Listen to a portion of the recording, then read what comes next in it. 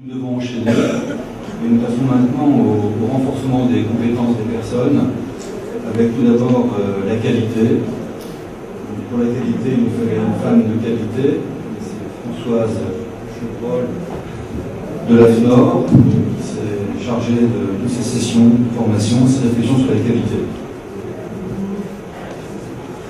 Ça marche. Alors, je vais vous présenter la mission d'AFNOR. Je ne suis pas d'AFNOR.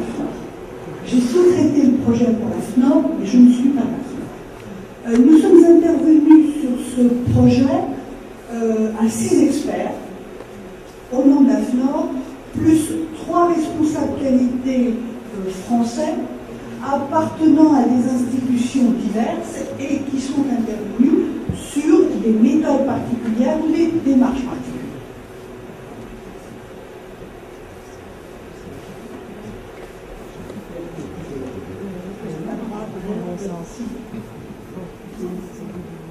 Voilà, alors, tout simplement, l'AFNOR, via sa filiale l'AFNOR International, participe et gère actuellement plusieurs projets et plusieurs jumelages, soit dans le cadre de renforcement des capacités institutionnelles, soit notamment sur de l'assistance technique ou du transfert de compétences, que ce soit de la compétence organisationnelle ou de la compétence technique, avec quand même un objectif principal, puisque c'est l'AFNOR. Je ne vais pas vous faire un cours sur les normes, parce que je pense que tout le monde disparaîtrait dans 2 minutes, qui sont la mise en place d'organisations qualité, efficientes. Donc tout dépend de ce qu'on entend par qualité au jour d'aujourd'hui. Alors, nous sommes intervenus sur 2 composants dans le cadre de ce jumelage. Un diagnostic qualité selon l'état de l'art et les pratiques professionnelles, qui est presque le passage obligé dans ce type de démarche, et l'élaboration d'un plan d'harmonisation avec la réglementation européenne et les acquis communautaires, sur la base de 2 objectifs sur lesquels je vais faire simple: la certification de l'institution, avec en perspective, bien entendu, la future agence, et je dirais une organisation qualité prenant en compte essentiellement le management et le rôle du management. Et puis une dimension technique qui est l'accréditation des laboratoires. Alors, au passage, cette accréditation des laboratoires est une démarche actuellement qui se met en place dans toute l'Europe, qui est devenue obligatoire en France pour la plupart des laboratoires, et où on voit aussi la plupart actuellement des pays du Maghreb dans la même démarche. Alors, au-delà de ces démarches qualité, les démarches qualité à l'heure actuelle, ce sont des projets fédérateurs. Ce sont des projets partagés et selon mon expression de compétences collectives. C'est avant tout un outil du changement et ça n'a pas été souvent compris comme tel, alors que je reste persuadée que c'est un des meilleurs outils de changement. C'est la mise en place d'une organisation performante, la reconnaissance des savoir-faire et des pouvoir-faire de l'institution, et bien entendu la valorisation de ses compétences et des compétences des personnels. Vous pouvez ajouter que ces démarches entraînent que les différentes institutions parlent le même langage et peuvent échanger. C'est possible. Alors, la mission donc s'est déroulée de la façon suivante: un état des lieux au regard d'une ou 2 démarches qualité plurielles, puisqu'on pourrait considérer qu'il y en a plusieurs, qui a abouti à un plan de formation. Un plan de formation relativement important, sans doute un peu trop rapide, mais nous étions dans des délais, je dirais, limités, et formations qui se sont adressées tant à des personnels de l'INH que du centre antipoison que de l'Institut Pasteur.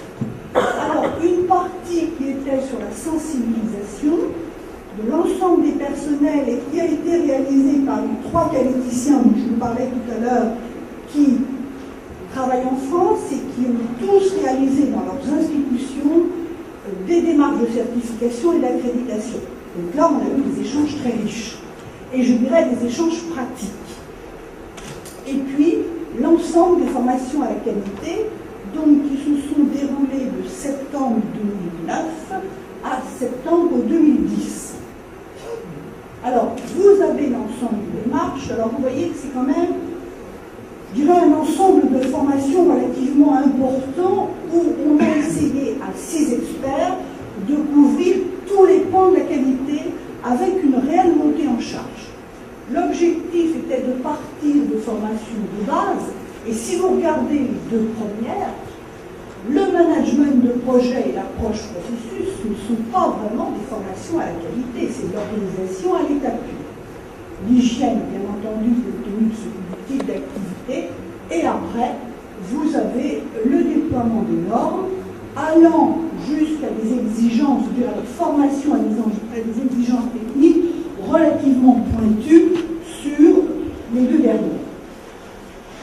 Et je dirais la dernière, la méthodologie de l'audit avec son intérêt, qui est la partie pratique de la démarche, qui est réellement la mise en situation et, je dirais, le déploiement de ce que l'on a appris précédemment. Donc, au jour d'aujourd'hui, je passerai sur l'ensemble de ces formations. D'abord, on a pu constater une réelle montée en charge. Une réelle montée en charge, je dois dire qu'à titre personnel, j'en ai même été étonnée, parce que je ne pensais pas, et je le redis, que nous arriverions à ce niveau-là.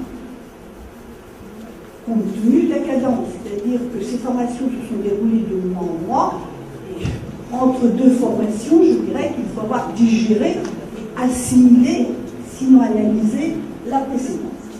Donc, à l'heure actuelle, sur les 3 structures et en perspective de la future agence, nous avons une équipe qualité dynamique et mobilisée. Nous avons habilité des auditeurs sur la base de 20 auditeurs habilités qui utiliseront donc la méthodologie de l'audit à la fois pour déployer les normes, à la fois dans un objectif pédagogique vis-à-vis des audités, et afin d'évaluer la mise en place de ces normes. Nous avons complété ces formations cette semaine par un programme prévisionnel d'audit 2011, relativement ambitieux, je dois dire, mais c'est un programme prévisionnel et nous aurons le réalisé d'ici un an, et un plan qualité aussi relativement ambitieux. Voilà. Voilà ce que je voulais vous dire. Je voulais, moi, terminer sur un grand remerciement que j'ai à apporter de la part de nos 6 experts à l'ensemble de l'équipe. Parce que c'est eux, maintenant, qui ont tout en main. Je leur souhaite bonne chance et bon courage.